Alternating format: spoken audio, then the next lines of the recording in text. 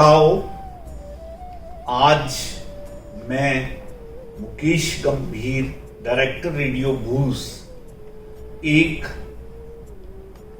गणेश चतुर्थी पर आपको मुबारक देते हुए आज अंजलि गोगिया जी से मैं बात शुरू करने से पहले एक नेक विचार से बात शुरू करना चाहता हूं, और वो मेरी शायरी के रूप में सामने आता है, एंड दैट इज, ऐ खुदा मुझे अपनी रहमतों को कहने की जुबान दे। ऐ खुदा मुझे अपनी रहमतों को कहने की जुबान दे, और बन के रहूं तेरा बंदा, बस इतना घुमा दे। किसी जन्नत को तो फर्श पर नहीं चाहता, हाँ एक छोटा सा प्यार भरा जहां दे, एक छोटा सा प्यार भरा जहां। तो अंजलि जी, इस नोबल थॉट, नोबल प्रेयर के साथ हम आपका स्वागत करते हैं और पुनः आभार व्यक्त करते हैं कि आप दिल्ली से आकर हमारे बीच सम्मिलित होती हैं और अपनी बात हमारे ऑडियंस तक रखती हैं। तो पुनः आपका स्वागत, आपका आभार। Thank you so much radio boost, thank you so much Mukesh ji for inviting me again, और आज इतने शुभ दिन आपने बुलाया है।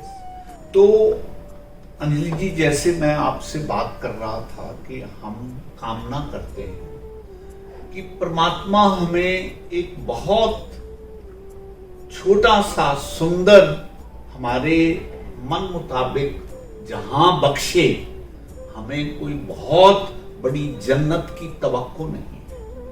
तो इस एक्सपेक्टेशन के लिए आमतौर पर गणेश जी पूजनीय माने जाते हैं। तो मैं चाहूंगा कि आप इस गणेश चतुर्थी के अवसर पर गणेश जी के संबंध में as a deity, as a देवता, आप किस तरह से देखते हैं, विचार करते हैं, कृपया उसको बताइए। श्योर सर, बहुत ही इंटरेस्टिंग टॉपिक है ये, and I would like to start with वक्रतुंड महाकाय सूर्यकोटि समप्रभा निर्विघ्नं कुरु मे देवा सर्व कार्येषु सर्वदा। जी। तो सर, ये जो गणेश जी हैं हमारे, जी, हम बच्चे जब छोटे होते थे हम उनको बोलते थे गन्नू जी, गन्नू। हाँ। तो ये गणेश जी का जो फॉर्म है, हम सबको स्टोरी पता है कि कैसे पार्वती जी ने इनको बनाया, और सबको स्टोरी पता है ये। बट अगर हम इसको बहुत बारीकी से देखें तो उनके एक एक अंग का अपना एक बड़ा यूनिक मतलब है, और इस मतलब को अगर हम समझ लें और हर साल ये जब चीज आती है हम इसको दोबारा अपने दिमाग में रिपीट करें कि what is it that Ganesh ji represents. Yes. शुभ चीजें तो हैं ही, विघ्नहर्ता तो वो है ही, लेकिन अगर हम उनकी पूरी एक बॉडी को देखें, ये हमारे सामने है इस वक्त कि if you start with his eyes, तो गणेश जी की आंखें छोटी होती हैं जी। तो छोटी आंखों का मतलब कंसंट्रेशन, कि whatever you do you have to do it with full concentration. बारीकी से देखिए उसको, बारीकी से काम करिए, बिकॉज दे से the devil is in the detail. तो कई दफे ऐसे होता है हम जब कोई भी काम करते हैं तो ऊपर से करते हैं, उसके अंदर तक घुसते नहीं है। But the one thing that his eyes represent is that you have to get into the whole problem और होल सिचुएशन। उसको बारीकी से देखिए, उसको कंसंट्रेशन से देखिए, और उसको आराम से विघ्नहर्ता है वो आपको पार उतार देंगे। फिर अगर हम आते हैं उनके बड़े कानों पर जी, तो हम उसको हम टॉक टू बिग ईयर्स में, if I can mention that, तो हम ये साइन उनका यूज करते हैं वहां पर। तो टॉक टू बिग ईयर्स के हिसाब से भी और गणेश जी के हिसाब से, जिसने हमारे को इतना इंस्पायर किया कि इतने बड़े कान इसलिए हैं ताकि हम सबकी सुन सकें। जितने भी लोग हैं हमारे आसपास, Yeah. जो कुछ भी हो रहा है, we are in awareness. Yes. हम हर एक चीज, हर एक प्रॉब्लम जो जना कुछ कहता है या सिर्फ एक्सप्रेस करता है जी। बॉडी लैंग्वेज के हिसाब से, हम जी। उसको कैच करें। Yes. इसीलिए वो बड़े कान है, Right. हम सबके बारे में, सबकी बातें, सबके दुख दर्द हम सुन सकें। Right. Then we come down to his big belly. Yes. अब उस बिग बेली का मतलब ये है कि जो कुछ भी है, अच्छा है, बुरा है, ठीक सिचुएशन, बुरी सिचुएशन, सुख दुख, हम उन सब चीजों को हजम करें। Right. Everything should be digested with in us. Yes. ये जो डाइजेशन हमारे अंदर की होती है, Yes. हम चाहे गंदे से गंदा खाना खा लें, Right. चाहे हम अच्छे से अच्छा खाना खाएं, Yes. जो हमारा डाइजेशन का प्रोसेस है वो तो सेम ही रहता है। Right. But our body is supposed to digest whatever we put into it. Right. The same way, his belly is big because any situation, कोई भी emotion जो अंदर जाता है, हम उस चीज को digest कर सकें। ठीक। दूसरी ये चीज कि जो सब लोगों ने बातें, सर ये मैंने थोड़ा सा अपना ऐड किया, Yes. कि जो हम सब लोगों की बातें सुनते हैं कान Yes. से, Yes. वो सारी बातें हमारे अंदर ही रहें, Right. हमारे से कहीं जानी नहीं चाहिए। जैसे गांधी जी कहते थे, अगर आपका राइट हैंड से आप दे रहे हो तो लेफ्ट हैंड को पता नहीं चलना चाहिए। जी। अगर आपको किसी ने ट्रस्ट कर कर आपको कोई अपनी बड़ी सीक्रेट बताई है तो वो आपके तक ही रहनी चाहिए। Right. That should not be taken across and spoken about to people like a conversation, Right. loose conversation. Right. Then we come down to the उनका जो मूसा की सवारी, Yes. जो उनका छोटा सा चूहा है। हाँ। अब वो जो चूहा है वो कहीं ना कहीं इट्स अबाउट डार्कनेस एंड उनका ये वाहन है कि वो हमारे को डार्कनेस से लाइट में लेकर आता है। तो हम जितने भी बड़े हों, अगर हमारे पास एक छोटा सा भी चूहे समान भी कोई चीज हो, वो हमारे उसको अंडरमाइन ना करिए, वो हमारे को अंधेरे से रोशनी में लेकर जाएगा। ठीक। तो फिर हमारे पास जो कुछ भी होता है, हर एक चीज में हमने उस बुद्धि से सोचना है। Yes. और उन आंखों से कंसंट्रेट करना है। Right. सारा कुछ हमने हजम करना है। Yes. और उस चूहे पे, उस छोटे से वाहन पे भी हम अंधेरे से रोशनी में जा सकते हैं। बिल्कुल। और वो जो लड्डू है सर, वो लड्डू क्या है, जो मोदक है उनका, वो भी बड़ा सिंबॉलिक है। Yes. कि that is the reward for all the hard work, that is the reward for your spirituality, that is the reward for all the things that you go through in life. So there is a reward. जबकि हमारी गीता में कहा जाता है कि फल की इच्छा मत करो। Right. लेकिन वो कहीं ना कहीं तो है। Yes. जिस दिन हम उस लेवल पे पहुंच जाते हैं कि हमारे को कभी फल की इच्छा नहीं होती और हम एक सरेंडर में जीते हैं, सो अपने आप से ये सारी चीजें, अबंडेंस, सारी अच्छी चीजें हमारे तक आने लग जाती हैं। Right. ऐसा नहीं है कि वो चीजें अभी नहीं आती, लेकिन हम उन चीजों को रिकॉग्नाइज करते हैं, हम उतने रिसेप्टिव नहीं होते। तो हम अगर ये सारी क्वालिटीज को अपने अंदर कहीं ना कहीं बैठा लें जी, तो I think that is the first step. और हर जगह कोई भी पूजा करने से पहले हम गणेश जी की पूजा करते हैं। Yes. और let today be that first step and that wonderful day where the rest of your life starts. Yes. So they say like today is the point where the rest of your life begins. Yeah. तो आज का वो शुभ दिन है। Yes. यहाँ से आगे हम सबकी जिंदगी बहुत शुभ हो, बिल्कुल। बहुत अच्छी हो, फुल ऑफ अबंडेंस हो, बिल्कुल। बहुत खुशियाँ आए, बहुत समझ आए सबको, सद्बुद्धि मिले सबको। बिल्कुल। So that is my little prayer for everybody. Right. Anjali जी, आपने बहुत कम शब्दों में इनके सिंबॉलिक डियटी को बयान कर दिया और बहुत कुछ ऐसा बताया जो हमें अपने जीवन में उतारना चाहिए, ताकि हम अपने जीवन को रूपांतरण करके जो गणेश जी द्वारा हमें सिंबॉलिक ढंग से समझाया गया है उसको विस्तृत ढंग से हम इम्प्लीमेंट करते जाएं और अपने जीवन को सफल बनाएं, उसमें से best out of our life निकालने का प्रयास करें। जो बातें आपने बताई हैं उनमें सबसे पहले आपने आईज का वर्णन करते हुए ये बताया कि जीवन में किसी भी काम को करते हुए कंसंट्रेशन जो है वो बहुत महत्वपूर्ण है। देखिए, मेरा ये मानना है कि जीवन में जो आनंद की खोज है वो उसी अनुपात से हमें मिलती है जिस अनुपात से हमारा पूरा व्यक्तित्व उस काम को करने में लगा होता है। मैं ये कह रहा हूं कि it is proportionate to that. अगर आपकी कंसंट्रेशन फुल है तो आपको जो आनंद की अनुभूति होती है वो किसी योग से, योगा से कम नहीं है।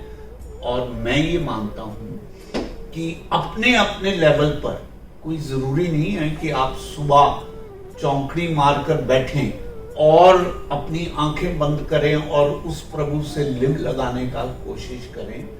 मैं अपने आप को एक कर्म योगी मानते हुए और गीता के ज्ञान को सही संदर्भों में समझते हुए इस बात को कहना चाहता हूं कि जो भी व्यक्ति जिस भी काम में लगा हुआ है, अगर वो उस काम को पूरी कंसंट्रेशन के साथ, पूरी आत्मीयता के साथ to become one with that particular work करता है, तो उसी प्रपोर्शन से वो योगा में भी उतरता है, उसी प्रपोर्शन में वो आनंद की अनुभूति भी महसूस करता है। मैं एक बहुत बेहतरीन एग्जाम्पल जो मैंने पढ़ा उसके बारे में बात करना चाहता हूं। मैंने सुना कि फ्रांस में एक बहुत बेहतरीन डांसर हुआ जिसका नाम था लॉन्टवस्की। वो इतना अच्छा डांसर था कि उसके लिए एक वर्ल्ड परफॉर्मेंस टीवीज ने ऑर्गेनाइज की। उसने अपनी पत्नी जो कभी उसकी महबूबा रही थी उसको कहा कि आज मैं बेहतरीन जीवन का नृत्य करने जा रहा हूं। मैं चाहता हूं कि उस समय तुम स्टेज पे बैठो, क्योंकि मैं नृत्य तुम्हारे सम्मुख ही कर पाऊंगा। हुआ ये कि नृत्य हुआ। उसकी पत्नी जो कभी महबूबा थी वो बैठी देखती रही, लेकिन जैसे ही उसका नृत्य का अंत हुआ वो रोती रोती वहां से स्टेज से बाहर चली गई। जब नर्तक ने उसको फॉलो किया तो देखा कि वो घर जा चुकी है और घर जाके रो रही है। उसने उससे पूछा, भगवान, पूरा विश्व मेरे नृत्य को देखकर तालियों से गुंजायमान हो रहा है और तू वहां से उठ के रोते हुए यहां आ गई। उसकी पत्नी ने कहा, मैं तुम्हारे लिए रो रही थी। मुझे लग रहा था कि तुम कितने अभागे हो। दुनिया तुम्हारे नृत्य को देख रही है और श्रेष्ठतम नृत्य जो हो सकता है वो तुमने किया है, लेकिन तुम नहीं देख पा रहे। तो उसने क्या कहा? उसने कहा, भगवान, तुम्हें एक बात बताऊं, जब नृत्य प्रकाष्ठा पर पहुंच जाए, नर्तक और नृत्य एक हो जाए, उस समय जो दृष्टा है उसकी दृष्टि में पूरी तरह वो नृत्य भी उतर जाता है जिसको वो कर रहा है। तो मैडम अंजलि, आप बहुत समझदार हैं। मैं आपसे ये कहना चाहता हूं कि आनंद की एक प्रकाष्ठा ये भी होती है जब दृष्टा दृश्य बन जाए और दृश्य दृष्टा बन जाए। इस लेवल का जो आनंद है, या तो लोग योगा में महसूस करते हैं, या जिस कर्म में वो पूरी तरह से डूब जाए और उसको अपने होने का एहसास ना रहे, इस तरह का जो कंसंट्रेशन है, इस तरह का जो कर्म है, वो आदमी को आनंद की श्रेणी में लेके जाता है। और जो व्याख्या आपने गणेश जी की है कि पहला साइन उनकी छोटी आंखें जिस ढंग से हमें बताती हैं कि जीवन में दृष्टा के रूप में, कंसंट्रेशन के रूप में आप काम करें, उसकी इलस्ट्रेशन अपने ढंग से मैंने थोड़ी सी देने का प्रयास किया है।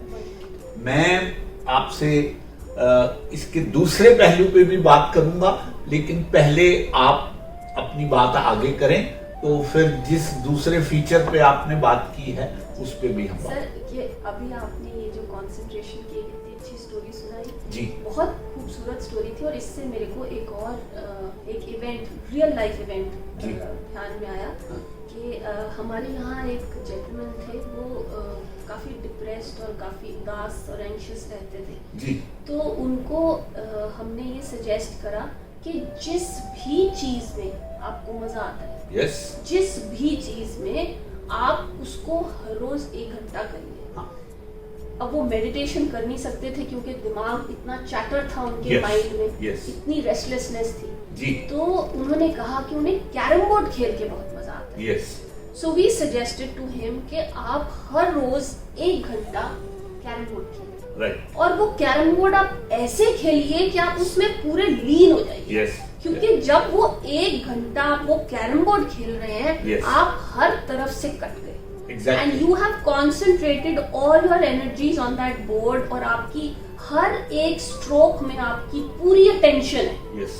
ऐसे धीरे धीरे धीरे धीरे करते करते उस जेंटलमैन का कॉन्फिडेंस वापस आया, उनका एंजाइटी लेवल कम हुआ, और from this action he moved on to higher and more complicated actions, which helped him in the long run in his life. Yes, absolutely right. Yes.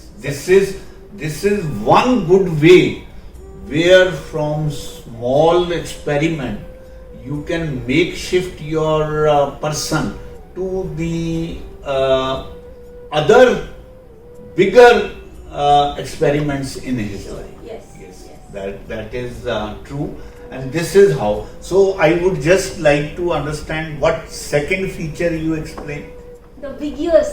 Okay. Yes. बड़े वाले कान. Yeah. सबको. देखिए, मैं अंजलि जी एक बात मानता हूँ, यही एक संसार है जिसमें आप हम सब रहते हैं। यही एक जीवन मिलता है सबको। हमने इस जीवन में बातें भी सुननी, कॉन्फिडेंस में भी रखना है उसको, और जीवन में आगे भी चलना है। मुझे फिर एक छोटी सी कहानी याद आती है कि एक घुड़सवार अपने घोड़े को रेगिस्तान से भगाता चला आ रहा था। उसको लगा कि मेरे घोड़े को बहुत प्यास लग गई। उसने देखा कि दूर एक रहट चल रहा है जिसमें आपको मालूम है कि वो पानी निकलता है पुराने टाइम से।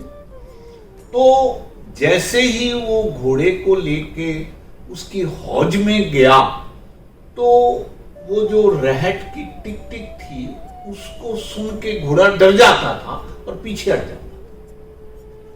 घुड़सवार ने रहट के मालिक को कहा कि भाई, आप, मेरा घोड़ा टिक टिक से डर रहा है, तो आप इसकी टिक टिक बंद कर दें ताकि मेरा घोड़ा पानी पी ले। तो उस रहट के मालिक ने कहा कि टिक टिक अगर बंद हुई तो पानी भी आना बंद हो जाए, तो अगर घोड़े को पानी पीना है तो इसी टिक टिक के बीच में पीना। क्या मैं ये कह रहा हूं अंजलि जी, ये छोटी छोटी कहानियां हमें जीवन के लक्ष्यों के प्रति और व्यवहारिक संसार के प्रति सजग करती है कि इस दुनिया की टिक टिक को बर्दाश्त करते हुए हमने जीवन रूपी जल को भी लेना है, और उसमें से सारा सार हमें निकालना है। सर, इससे मुझे भी एक स्टोरी याद आई। जी। रूमी जो थे, बहुत सूफी, बहुत पहुंचे हुए संत थे, लेकिन पहले वो एक प्रोफेसर थे जी। तो उनकी एक ये स्टोरी है कि उनको वो इनलाइटनमेंट कैसे मिली। वो बाजार में चल रहे थे Right. और बाजार में हर किस्म का शोर होता है, लोगों का शोर था, दुकानदारों का शोर था, घोड़ों का शोर था, सब शोर थे जी। लेकिन वहां पर एक सुनहरा भी था। हाँ। जो वो धीरे धीरे धीरे धीरे उसकी परसिस्टेंट टक टक थी। Yes. वो टक टक टक टक एक ही रिदम पे वो करता जा रहा था। जैसे वो कहते हैं कि एक लोहार की 100 सुनार की। Yes. तो वो टक टक टक टक कर रहा था। हाँ। उस टक टक को रूमी साहब ने सुना। Okay. और वो उससे कनेक्ट हो गए। Okay. जैसे वो उससे कनेक्ट हुए तो उन्होंने सर्कल्स लेने शुरू कर दिए, जो टर्किश दरवेश होते हैं। हाँ। उस तरह से उन्होंने वो सर्कल लेने शुरू कर दिए और 3 दिन तक वो गोल घूमते रहे। Right. वो अपने आप में सुध-बुध खो दी उन्होंने और he became one with the Almighty and he centered himself. Yes. एक सेंटर पिन है हम सबका। Right. हम जिस दिन वो सेंटर पिन पे हमारे चक्रास आ जाते हैं, Yes. हमारी सोच आ जाती है, Exactly. हमारा हेड, हार्ट और हैंड आ जाता है, जिस Yes. दिन हम बिल्कुल सेंटर हो जाते हैं। Right. तो वो रूमी साहब घूमते घूमते उनको अपना वो सेंटर मिल गया। Yes. तो 3 दिन तक जब वो घूमते रहे, सारे लोग इकट्ठा हो गए कि रूमी साहब को क्या हो गया। 3 दिन के बाद वो घूमते घूमते नीचे गिरे जी। और जब वो गिरे तो सब हंसने लग गए। जी। उन्होंने सबको अपनी तरफ देखा हंसते हुए तो वो भी हंसने लग गए। Right. इतने ऊंचे ऊंचे उन्होंने हंसना शुरू करा कि सारे सोचने लग गए ये क्या बात हो गई। जी। Because that was his moment. Yes. That was his eureka moment. Right. He had found his center. Right. Nobody else did. Yes. सबने सोचा कि ये क्या कर रहे हैं, ये क्या अपना हाल बना लिया इन्होंने। Yes. But he had found his center. Right. Because his ears were attuned to each and every sound in the bazaar. Yes. जिसके साथ उन्होंने कनेक्ट किया Right. और वो सीधे पहुंच गए, उनका Yes. कनेक्शन सीधा जुड़ गया। Yes. So this again is about attentiveness and is Exactly. about being a Exactly. good listener. Yes.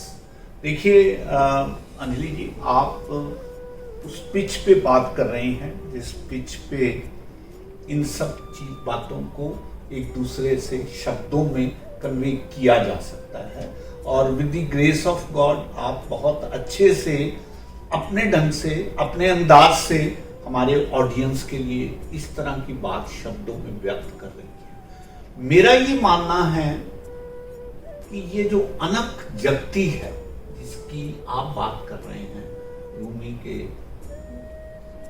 Reference में, या नानक को या कबीर को या मीरा को जब जब ये अनक जगी है, बात ये है ये चमत्कार एक बिजली की कड़क के अनुसार ही होता है और बस वो जगा के चला जाता है। आपको ऐसे लगता है कि अब तक आप सोए हुए थे और ये एक अनुभूति का क्षण ऐसा है जिसने एक क्षण से भी कम समय में उनको जगा दिया। और वो कभी तो जे कृष्णमूर्ति जैसे लोग और आपके खलील जिब्रान जैसे लोग ये कहते हैं कि आप क्या हुआ कि बुद्ध से किसी ने पूछा कि आप तो चले जाएंगे, आप हमें 2 पंक्तियों में ये बता दो कि आपके जाने के बाद हम क्या फॉलो करेंगे जिससे कि हमें आपकी कमी भी महसूस ना हो और हमें कोई दिशा निर्देश भी मिल जाए। तो बुद्ध ने एक ही शब्द कहा, जागते रहना। अब ये जागते रहना क्या है? ये वही बात है जो रूमी ने उन चक्रों को काटते हुए महसूस कर लिया, या उस टिक टिक वाले घोड़े के पीछे होने से घुड़सवार ने और रहत वाले ने बता दिया कि आपको पानी भी पीना होगा लेकिन टिक टिक की आवाज में सुनना होगा। तो सर इधर मैं एक और हाँ जरूर कहिए। There is something I believe, ये मेरा अपना नोशन है। You have this gut feeling? बस I just believe it sir, Okay. Because मेरे को ऐसा लगता है जब मैं बहुत लुढ़क गई थी अपनी लाइफ में, Right, जब right. कोई एंकर नहीं मिलता हाँ. तो आप अंदर सोचते हो, बहुत Yes, सोचते हो। yes. तो एक ये चीज मेरे दिमाग में आई कि जैसे हम सारे लोग जी एक बंद कमरे में अंधेरे में आंखें बंद करके बैठे हैं जी। उस कमरे के बाहर बहुत सारी रोशनी है जी। और वो जो दरवाजा है वो कभी कभी खुलता है। यस। कुछ लोग हैं जो आंखें बंद नहीं, आंखें खोल कर बैठे हैं। राइट। तो जब भी वो दरवाजा खुलता है, जिनकी आंखें खुली हैं वो लाइट देख लेते हैं, जिनकी बंद है उन्हें फर्क ही नहीं पता लाइट और डार्कनेस का। और जिसने तो वो देख ली लाइट, उसका फिर वो एक ड्राइव शुरू हो जाती है, एक वो सर्च शुरू हो जाती है कि मैंने वो लाइट दोबारा से देखनी है। तो जिसको पता ही नहीं कि वो लाइट क्या है, वो क्या ढूंढेगा। लेकिन जिसने देख ली उसको फिर वो रेस्टलेसनेस हो जाती है, फिर वो इधर उधर ढूंढता है, ज्ञान की खोज करता है, अपने आप को डेवलप करता है, अपने आप पे बहुत काम करता है, क्योंकि कहीं ना कहीं उसको वो अपना आप जो है वो रिकॉग्नाइज करेगा उस लाइट की बैकग्राउंड में। So we are all sitting in that one room. Yes. Some of us have our eyes open, and some of us have our eyes closed. Right. So if those people get to experience the light and they can shake at least one or two people around them. Right. Right. So your job is done. Yes. Yes. देखिए, इसीलिए महापुरुष हमारे शास्त्र ये बात कहते हैं कि आप संसारिक कामों को करते हुए सतत इस प्रयास में लगे रहें कि आपका जागरण संभव हो पाए। ऐसा नहीं होता कि आपने मरते वक्त अगर राम राम कह लिया तो आपको मुक्ति मिल जाएगी। ये सब उचित बात नहीं है। उचित बात यही है जो आप कह रहे हैं कि यदि आप ऐसी निद्रा में हैं कि बीच बीच में आंखें खोल के ये भी देख लेते हैं कि वो दरवाजा खुलने को है या खुल गया है या अब वो रोशनी आनी शुरू हो गई है, तभी आप इस मुकाम पर पहुंचते हैं कि जैसे ही वो दरवाजा खुलेगा तो आप उसमें से बाहर निकल पाएंगे। तो पूरी तरह सहमत होते हुए मैं इस बात से एग्री करता हूं कि हमें अपने जीवन की गृहस्थ लाइफ को लीड करते हुए साथ साथ अपने अपने ढंग से प्रयास करते रहना चाहिए ताकि हम जागृत स्थिति में एक्चुअल में आ सकें। मेरी 2 बातें आपसे हो चुकी हैं, आगे की बात आप एक बारी तीसरा जो गुण आपने बताया था वो yes that was pertaining to belly part. देखिए, ये व्यवहारिक संसार में बहुत जरूरी है कि आप चाणक्य नीति पढ़ लें, आप शुक्र नीति पढ़ लें। उन सब में ये बातें आती हैं जो आपने गणेश जी की बैली को व्याख्या करते हुए कही कि आप अपने मित्र का राज, अपने परिवार का राज किसी भी ढंग से बाहर के व्यक्ति को ना बताएं। अब आप देखिए कि जिसकी बैली, वी आर टॉकिंग सिंबॉलिकली, जिसकी बैली ये सब कुछ डाइजेस्ट नहीं कर सकती, वो कितना आपका नुकसान कर सकते हैं, इसका जीता जागता उदाहरण रावण का भाई विभीषण था, जिसने राम के कान में ये कहा कि जब तक आप इसकी नाभि में तीर नहीं मारेंगे तब तक इसका जो अमृत है वो समाप्त नहीं होगा और ये मौत को प्राप्त नहीं। अब आप देखिए कितनी क्लोज सीक्रेटिव बात है जो अपने भाई द्वारा अपने दुश्मन को बताई गई।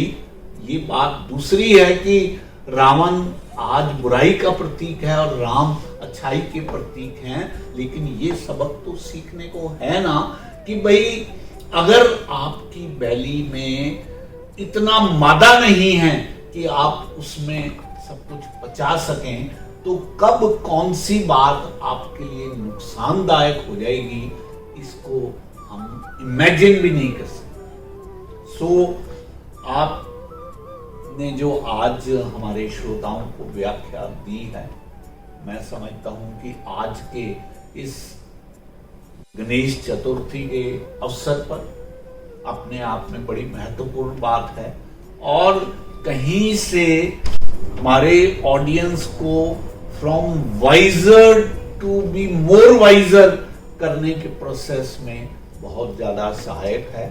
इसके लिए श्रोताओं की तरफ से मैं आपका आभार व्यक्त करता हूं और धन्यवाद देता हूं।